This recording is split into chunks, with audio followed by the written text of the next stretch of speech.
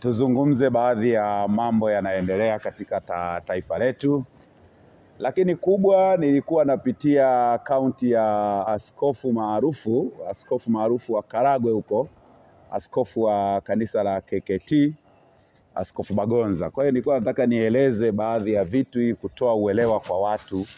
Nimeona kuna baadhi ya komenti, na mimi nilipita pale kwenye komenti, kuna baadhi ya watu tukajadiliana pale. Lakini nikawaambia kitu cha ukweli kuhusu baadhi ya mambo ambayo askofu huyo amejitahidi. Muda mwingi mimi nasema ni askofu ambaye anajitahidi kuisabotage serikali, kwa sababu yeye direct inaonekana ni mpinzani pase. Ujue tukiangalia maaskofu wengine, mashehe, mara nyingi wanakuwa ni watu ambao ni neutral. Wanajaribu kuweka taifa, mustakabali wa taifa. Lakini Askofu Bagonza mara nyingi amekuwa ni mtu ambaye yeye yuko upande wa wale jamaa wanaopanua vidole baada ya kupanua akili. Kwa hiyo nikasema leo nije nizungumze na ninyi waandishi wa habari. Kuhusu ile Bagonza. Nimeona ameweka vipande kwenye Facebook, ameweka kipande kimoja cha Amos Makala takizungumza. Lakini vile vile ameweka nani ya Mwijaku ambaye ameenda huko kwenye hija kwa ajili ya hija. Nafikiri ameenda Madina pale kwa ajili ya hija. Sasa yule mtu ambaye ameenda kuhiji, ameenda kwa ajili ya imani anaiamini yeye. Kwa hiyo pale yuko kwenye nyumba takatifu, kwenye eneo takatifu, anayazungumza kwa sababu ya nchi yake. Kwa hiyo nimeona askofu yeye amechukulia ile kama dhihaka, na ndio maana namwambia kwamba kwa sababu yeye ni askofu hatakiwi kuleta dhihaka kwenye vitu vya imani. Nilikuwa nasema kwamba nimejaribu kufuatilia mtandao wa Askofu Bagonza pale Facebook, nikaangalia, naona kuna baadhi ya picha ameziweka. Amemweka Mwijaku akiwa kwenye tendo la kiimani huko Saudi Arabia, nafikiri ni mji wa Madina kama sikosei. Alikuwa kwenye swala la kiimani, kama sio Madina ni Maka. Maka hii miji, kuna sehemu ambapo mtume wetu Muhammad alizikwa na sehemu ambapo ni mji Maka na Madina, huwa anazichanganya kidogo. Nafikiri alikuwa kwenye mji wa Maka. Kwa pale mji wa Maka alikuwa ameenda kwa ajili ya tendo la kiimani, kwa ajili ya kupata thawabu. Sasa ukiwa unaenda kutafuta thawabu kwenye ule mji, wanakuruhusu uende na kile ambacho unaamini kinaweza kusaidia. Kwa hiyo Mwijaku alikuwa pale akiwa anaombea taifa letu, amani na utulivu, nchi yetu iendelee kuongozwa kwa misingi ya maendeleo. Sasa nikaona Bagonza amechukua ameweka pale. Ndio maana namwambia Askofu Bagonza, yeye ni askofu wa KKT kanda ya Karagwe kule, na ni mtu ambaye amesababisha kanisa letu. Mara nyingi mimi ni mKKT, japo wengi wanajua mimi ni Muislamu Kristo, lakini KKT ni dhehebu ambalo nimepitia. Kwa hiyo wengi wanakimbia imani ya KKT kwa sababu moja askofu ambaye tunamuona ni askofu wa kanisa, yeye amebezi upande mmoja. Yaani Askofu Bagonza anataka kutuaminisha kwamba yeye anaamini kile chama cha magani kile cha wapanua vidole, ndiye anaamini Chadema ile, sijui Chadema, anaamini katika imani yake. Sasa sisi tunamwambia kwamba sisi tumezaliwa tumeikuta CCM.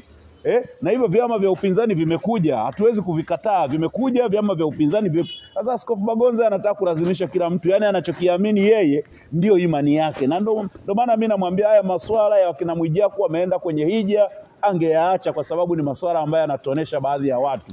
Mwijaku ameenda kwenye hija. Lakini nikaona kuna clip moja ya kijana mmoja, kama sikosei kijana huyo alishawahi kuomba msamaha.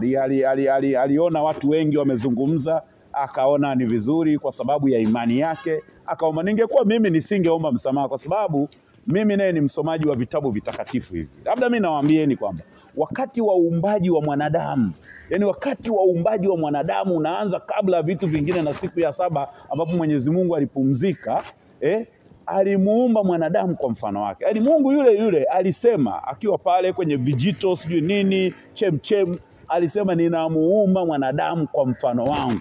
Maana yake nini?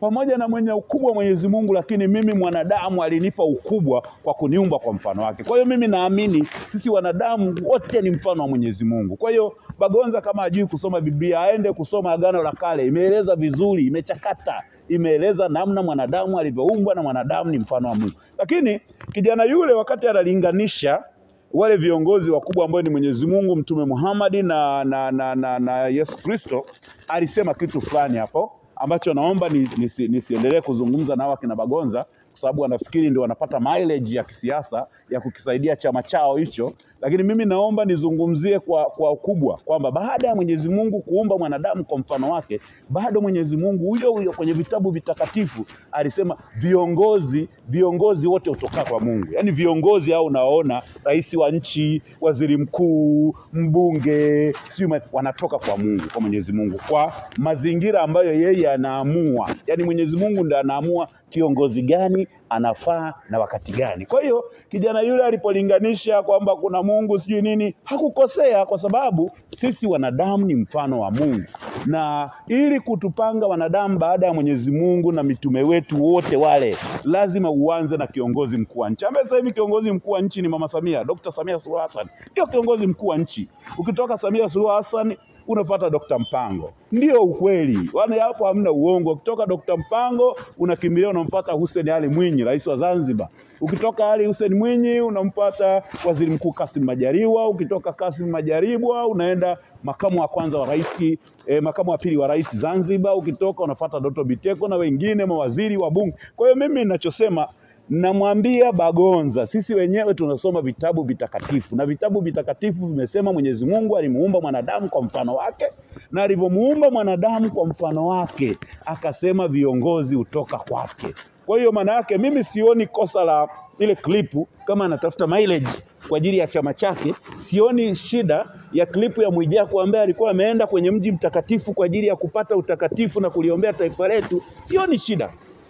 Shida ni Bagonza, yeye anafikiria kwamba atatafuta mileage kwa ajili ya chama chake. Kwa hiyo ndio maana nasema hizo klipu anazoziweka, hiyo klipu ya yule kijana ambaye aliomba msamaha na klipu ya Mwijaku, mimi sioni tatizo lolote. Mimi ninachoona ni yeye Bagonza anatumika vibaya, yeye kiongozi wa kanisa, badala ya kuamini kujenga taifa lenye mshikamano na umoja na upendo, yeye kazi yake kila siku ni kutengeneza sabotage ya serikali. Kwa hiyo ndio maana nasema hawa viongozi wengi wa dini mara nyingi wana focus kwenye maendeleo na amani ya mataifa, lakini Bagonza yeye amebezi upande mmoja, na ndio maana wengi wanamkimbia. Hata ukifika Karagwe kule, ile kanisa kanisa la Kiinjili la upande wa Karagwe limesheki kwa sababu ya Bagonza. Ameleta mara nyingi, amekuwa anapeleka masuala ya siasa kanisani. Amekuwa anahubiri watoto wadogo kanisani masuala ya siasa. Anafikiri kuipenda Chadema yeye au kumpenda huyo rafiki yake huyo,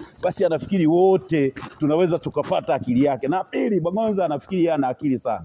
Hana akili hata kidogo, kwa sababu Bagonza ni mwanadamu kama mimi, ila amekuwa kiongozi tu, ambapo mimi sijawa kiongozi wa kanisa. Kwa hiyo Bagonza asifikirie watu wote wanauelewa, yani wana akili za hovyo kama yeye. Watu wengine sisi nao kila mtu ana chama chake, lakini vile vile watu wengi wana focus kuliangalia taifa. Lakini naomba nizungumze, kuna moja tena nimeona pale ameiweka ya Amos Makala.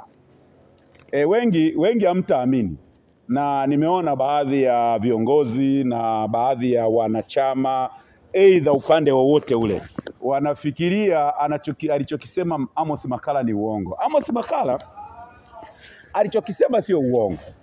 Mimi nawaambieni, ukichukua kitabu cha Dr. Slaa, ameandika kabisa kwenye kitabu chake. Yaani Dr. Slaa aliandika, aliweka, ukisoma kile kitabu cha Nyuma ya Pazia, kimeeleza mambo mengi kuhusu Chadema. Kimeeleza namna ambavyo hawa Chadema wanataka